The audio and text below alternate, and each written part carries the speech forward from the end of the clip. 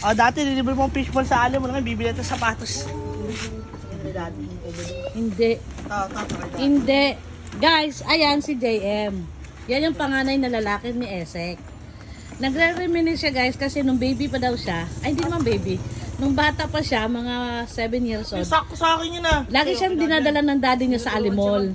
Binibili siya ng fishball. Bibili siya ng, tataya siya ng loto. Lalagyan mo Tataya yung tata niya ng loto. Tapos siya guys, fishball.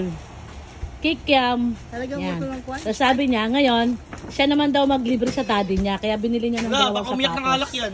Yan. Yan. Ano boss? Okay ba boss? Pinili ka boss? Okay. Ako namili niyan boss. Yung isa boss. Aba, ayaw itapang na simento. Sinabi na. JM, nagsapit pa ng paa. Nagdumi sa heg. Yung isa boss, yung isa dali boss. Paubos yung 2 minutes natin boss. Sarap naman, sana all. Ako hindi man nilibre. Pwede pala sa bahay. Sana all. Oh, pwede, left and right. Ibang design sa kabila rin. Ibang style yan, iba rin ang kulay. White and black, yan ang sinabi mo eh.